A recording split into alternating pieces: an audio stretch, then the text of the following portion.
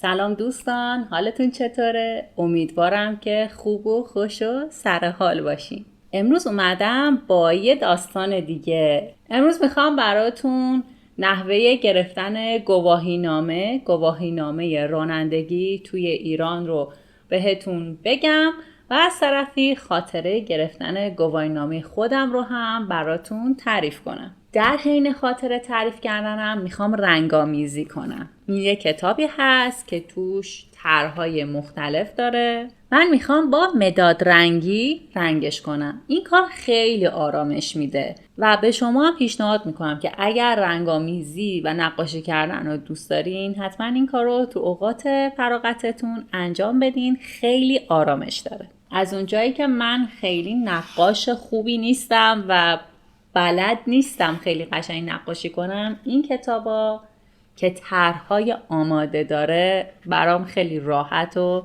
جذابه.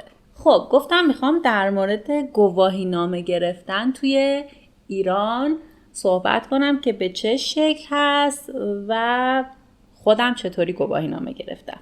گواهینامه رانندگی رو میتونیم توی ایران از 18 سالگی بگیریم. وقتی که 18 سال تموم شد، یعنی افرادی که 18 ساله میشن به بالا میتونن برای گرفتن گواهینامه رانندگی اقدام کنن. گواهینامه گرفتن توی ایران شامل 2 امتحان میشه. یکی امتحان آیین‌نامه است که همون قوانین رانندگیه. مثلا این تابلو نشونه چیه؟ اینجا باید توقف کنی، اینجا بوق نزنی، سرعتت رو کم کنی و غیره. امتحان بعدی هم امتحان شهره. اصطلاحاً بهش میگن امتحان شهر. امتحان شهر همون امتحان رانندگیه، این که به طور عملی یه ماشین رو برمی‌داری و باهاش رانندگی میکنی. به این میگن امتحان شهر. و حالا جالبه که به این امتحان عملی که میشینیم پشت فرمون و رانندگی میکنیم نمیگیم امتحان رانندگی، میگیم امتحان شهر. احتمالاً به این خاطر بوده که میرفتیم توی شهر و توی شهر رانندگی میکنیم، برای همین بهش میگن امتحان شهر. احتمالاً دلیل دیگه نمیدونم که چرا بهش میگن شهر. امتحان شهر همیشه خیلی سخته. امتحانیه که خیلی‌ها رد میشن و به راحتی افسر، یعنی اون کسی که ازت امتحان میگیره، قبولت نمیکنه. یه دقیقه من این میکروفون اینا رو جابجا کنم، ترسم صدام خیلی خوب ضبط نشه برات. فکر کنم اینجوری بهتر شد. امیدوارم که بهتر بشه. حالا موقع ادیت ویدیو میفهمم که چه خرابکاری کردم. شاید هم حالا صدا رو بهتر کرده باشم انشالله. کجا بودم؟ امتحان شهر خیلی سخته. افسر خیلی گیر میده شدید. یعنی مثلا شما وقتی میشینین پشت ماشین، اگر ماشین رو روشن کنید و بعد کمربندتون رو ببندید، ردتون میکنه. مثلا اینجوریه که نشستی باید کمربند رو ببندی بعد ماشین رو روشن کنی. اگه این دوتا جا به جا بشه رد میشه. خیلی وقتا امتحانت هم میکنن، مثلا بهت میگه دور بزن، در صورتی که نباید دور بزنی، ممنوعه دور زدن، ممنوعه اونجا، و شما دور میزنی چون افسر بهتون گفته و اون ردتون میکنه. میگه خب من بگم تو نباید این کارو میکردی.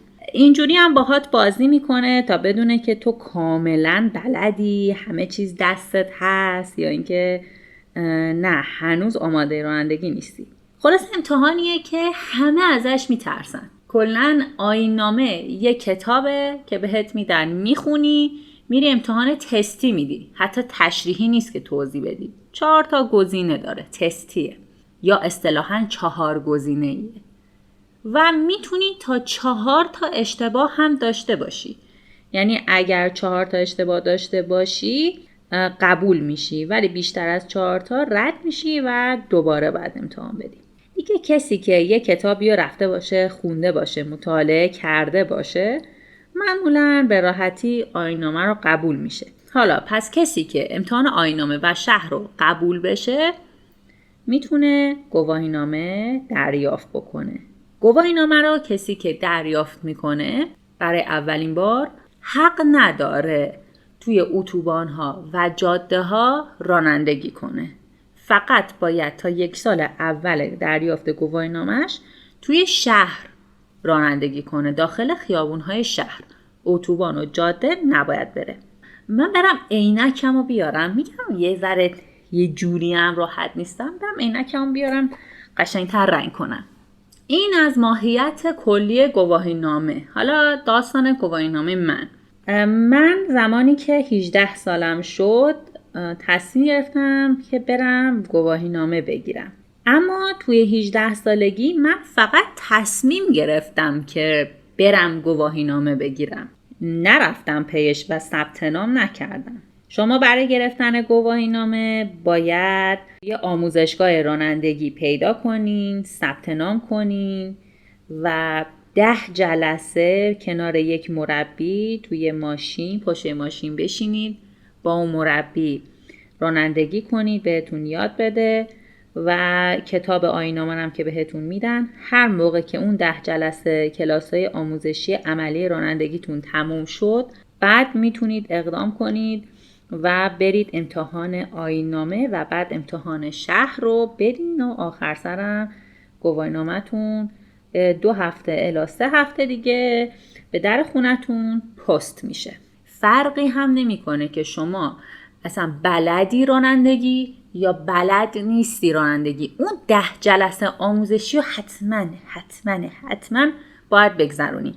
خیلی از آقایون و پسرایی که خب بالاخره از 15-16 سالگی رانندگی بلد بودن و پشت ماشین باباشون میشستن و رانندگی میکردن، این قسمت 10 جلسه آموزشی اجباری خیلی براشون سنگینه.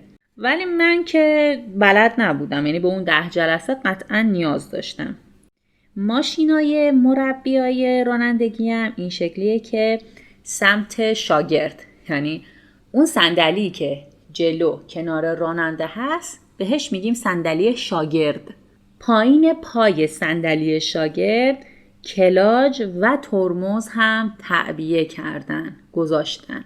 یعنی وقتی که مربی داره به شما آموزش میده، اگر جایی احساس خطر بکنه که باید ترمز زده بشه، به راحتی میتونه از ترمز خودش استفاده کنه و ماشین رو نگه داره.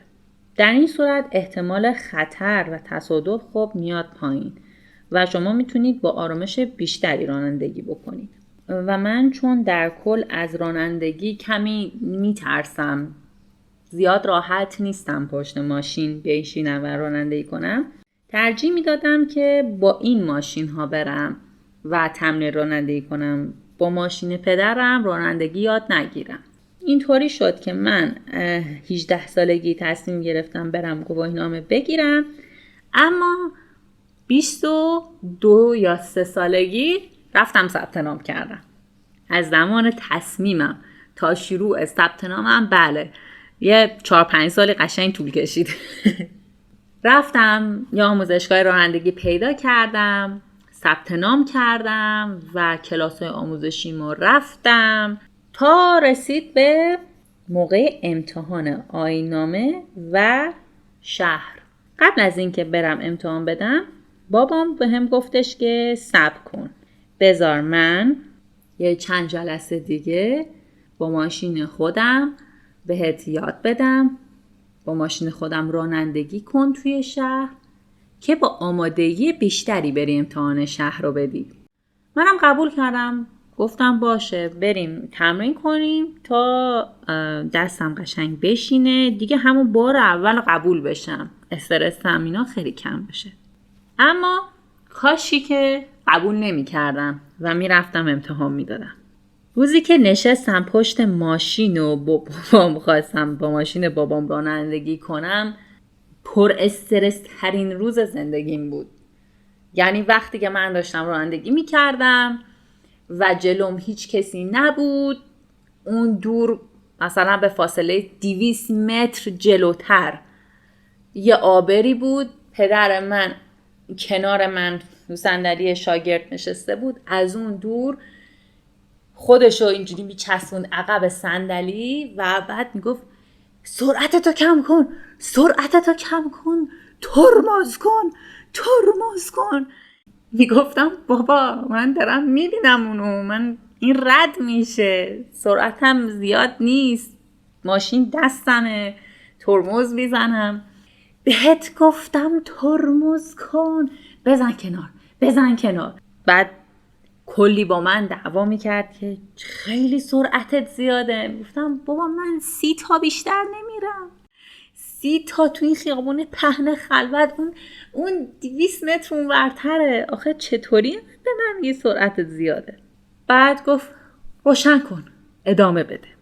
منم روشن کردم و دوباره ماشین رو به حرکت در بردم. بابام میگفت بپیچ توی اون خیابون. منم که میومدم بپیچم، دوباره بابام میرفت عقب میگفت سرعتتو کم کن.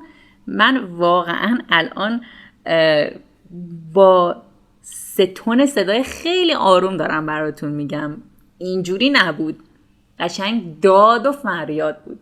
خودشو سفت میچسبوند صندلی، دستاشم میذاش پایین صندلی، میرفت عقب و بلند با داد میگفت سرعتتو کم کن. و به حدی دیگه من سرعتو میآوردم پایین که ماشین عملا وای میستاد.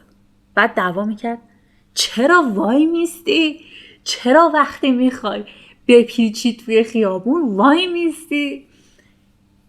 اگر بخوام خلاصه اتفاقا براتون تعریف کنم، اعتماد به نفس من توی رانندگی کم بود و کلا نابود شد، یعنی کلا از دست رفت. در اون شرایط که من کاملا تسلط داشتم به ماشین و اون حرکت و اون رفتار رو پدر من انجام میداد، خیلی بهم استرس وارد کرد و من نمیدونستم اشکال کارم کجاست. اگر میدونستم اشکال کارم کجاست، تمرین میکردم، رفعش میکردم، خب مشکلی نبود. ولی چون نمیدونستم اشکال کارم کجاست، توی اون 10 جلسه آموزش رانندگی با همین سرعت ها حتی بیشتر کار میکردم و یک دفعه‌ای با این نوع واکنش خیلی بد روبرو شدم. احساس کردم که نمیتونم دیگه رانندگی کنم، چون من نمیدونم کجا دارم چه کار اشتباهی رو انجام میدم و تنها باشم بخوام برم توی خیابون، توی شهر، توی ترافیک، توی اتوبان و بعدش چی؟ من دارم بد رانندگی میکنم و نمیدونم هم دارم بد رانندگی میکنم. این استرس خیلی توی ذهن من چنان بد نقش بست، انقدر موند تو ذهنم که از زمانی که کلاس‌های آموزشیم تموم شد و تا زمانی که برم و امتحان حالا آیین‌نامه و شهر اینها رو بدم 1 سال طول کشید. همینطوری 4-5 سال دیرتر از همسنای خودم، اطرافیان خودم اقدام کرده بودم و ثبت نام کرده بودم تو آموزشگاه رانندگی. 23 سالم بود فکر کنم. حالا موقع امتحان دادنش هم اون استرس انقدر توم زیاد بود. بعد از اون اتفاق 1 سال طول کشید که من بتونم با خودم کنار بیام و برم امتحانم بگیرم، حداقل این گواهینامه رو بگیرم بذارم تو کیفم، بذارم توی کمد خاک بخوره. اصلا رانندگی هم نکنم، فقط برم امتحان بدم، یه مدرک بگیرم. دیگه خلاصه با خودم حسابی جنگیدم و کنار اومدم که گفتم آقا اسد، فقط برو گواهینامه رو بگیر. کسی زورت نکرده که رانندگی کنی، رانندگی نکن، گواهینامه رو بگیر، ولش کن دیگه. گفتم باید برم، هزینه کردم، کلاس رفتم، ثبت نام کردم، حیفه، چرا نرم بگیرم؟ برم فقط این مدرک رو بگیرم. یه شروع کردم، رفتم کتاب آیین‌نامه رو خوندم، رفتم امتحان آیین‌نامه رو دادم. همونطور که گفتم امتحان آیین‌نامه اینجوریه که شما باید 4 تا بیشتر اشتباه نداشته باشی و حتی حق این که جواب سوالتو عوض کنی هم نداری. به محض این که یه سوالی رو علامت زدی و همون لحظه بفهمی که اشتباه علامت زدی، نمیتونستی پاک کنی و گزینه بعدی رو بزنی. من خیلی مختصر و سرسری خوندم. سرسری خوندن یعنی با دقت نخوندم، خیلی حفظ نکردم، 1 دور روخونی کردم انگار. رفتم سر جلسه امتحان، شروع کردم امتحان دادن و یک سوال رو دقیقاً همین اشتباهو کردم. یه گزینه‌ای رو که زدم یک لحظه چشم به گزینه کناریش خورد و گفتم آخ، جواب درست این بود. ولی چون گزینه رو، یعنی گزینه اشتباه رو یه علامت، یه خط زده بودم، یعنی حتی پر نکرده بودم کامل توشو، ولی به عنوان جواب اشتباه رد شد و من 4 تا اشتباه که داشتم اینم شده بود 5مین اشتباهم و آیین‌نامه رو رد شدم. دوباره میتونستم هفته بعد بیام آیین‌نامه رو امتحان بدم. دوباره خوندم، این دفعه بهتر خوندم، دقیق‌تر خوندم و رفتم امتحان دادم و قبول شدم. آیین‌نامه رو بار دوم قبول شدم. رسید به امتحان شهر، غول آخر. بعد از 1 سال دوباره بابا اومد پیشنهاد داد، گفت میخوای قبل از این که بری امتحان بدی یه دور بشینی پشت ماشین و بعد بری امتحان بدی؟ اینجا بود که گفتم نه مرسی، من چون 1 سال گذشته میرم یه جلسه آموزش دیگه از آموزشگاه مربی و ماشین میگیرم و با اون ماشین 1 ساعت تمرین میکنم و بعد مثلا فرداش هفته بعدش میرم امتحان میدم. امتحان شهرم به این صورته که یه مکانی رو مشخص میکنن داخل شهر که عموما نزدیک همون آموزشگاه رانندگی هست که ثبت نام کردیم. یه خیابون بالاترش، یه خیابون پایینترش، توی همون محدوده یه جایی رو مشخص میکنن و همه رأس 1 ساعتی مثلا 8 صبح باید تو محل امتحان حضور داشته باشیم. وقتی که میریم تو محل آزمون میرسی میبینی که مثلا 30 نفر آدم وایستاده، همه وایستادن تا افسر بیاد و دونه دونه سوار یه ماشین بشیم، امتحان بدیم و برگردیم. مثلا من توی کشوری مثل آمریکا، حداقل ایالت کالیفرنیا، میدونم اینجوریه که شما با ماشین خودت میری امتحان میدی و افسر یا اون مأمور کنار شما میشینه و ازتون امتحان میگیره. تا جایی که اطلاع دارم توی اون ایالت کالیفرنیا به این شیوه بود، ولی ایران اینجوری نیست. همون ماشینای آموزشگاهو میدن یکیشو به افسر و افسر میاد دم محل آزمون با اون ماشین، دونه دونه کسایی که میخوان گواهینامه بگیرن سوار میشن و افسر تو همون محل یه دور میزنه، 2 تا چهارراه میره پایین‌تر، پارک میکنه، دور 2 فرمون میزنه، دور تک فرمون میزنه، پارک دوبل میکنه. حتی میگم قوانین نشستن توی ماشین که کمربند تو خوب بستی نبستی، جایی که بوق نباید میزدی زدی، به علامت ها دقت کردی یا نه، همه اینها رو هم بررسی میکنه و در آخر تشخیص میده که شما میتونی گواهینامه بگیری یا نه. حتما برام بنویسین که تو کشور شما چجوریه، مثل ایرانه یا مثل کالیفرنیاه یا اصلا یه جور دیگه است، اینم بگین.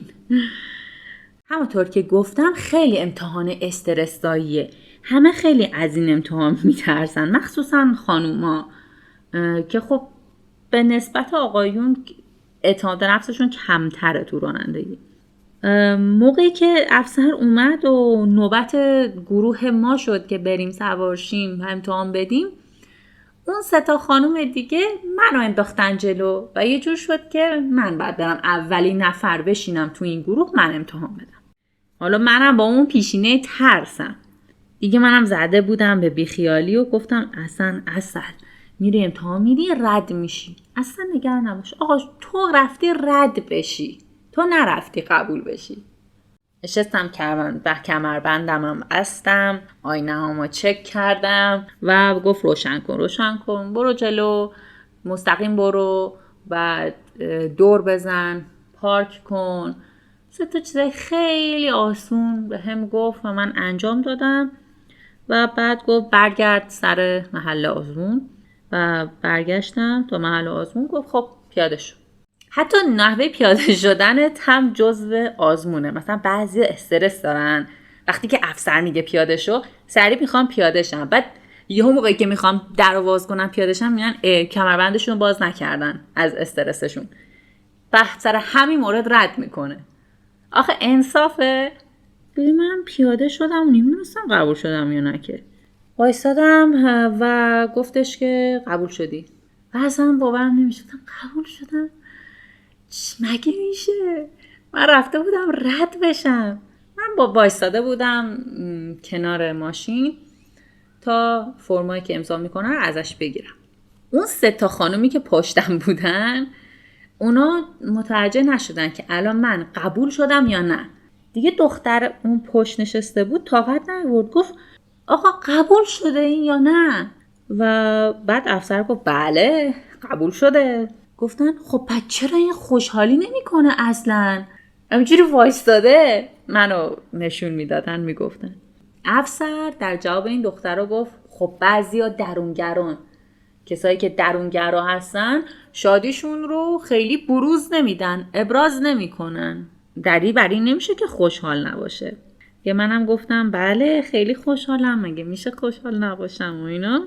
دیگه بعد از اون اتفاق که اولین بار امتحان شهر رو قبول شدم اعتماد به نفس رانندگیم خیلی رفت بالا. یعنی یه حسی گرفتم که نه پس من میتونم. و وقتی که دیدم افسری که خب تشخیص میده تو گواهینامه بگیری یا نگیری اولین بار به من گواهینامه میده خیلی توی روحیم تاثیر مثبتی گذاشت. حتی پسرهایی که از 14-15 سالگی هم رانندگی میکنن خیلی بلدن، حتی اونا هم نصفشون احتمال اینکه بار اول رد بشن هست. میگم واقعا سخته، واقعا یک نوع افتخاره که بری بگی من شهر رو بار اول قبول شدم. خب بچه‌ها اینم از گواهینامه گرفتن و داستان گواهینامه گرفتن من. اینو هم کامل نتونستم بکنم ولی دیگه جمعش میکنم چون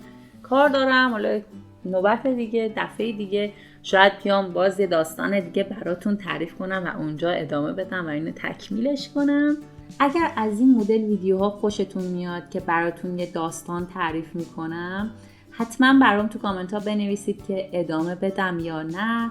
و اینم میدونید که PDF متن رو به همراه فایل صوتیش میتونید تو پیتریون من پیدا کنید و ببینید. خیلی ممنونم که به این داستان و خاطره من گوش دادین. بوس به کله هاتون. اسم من اصله. مرسی که ویدیومو دیدین. دوستتون دارم. خداحافظ.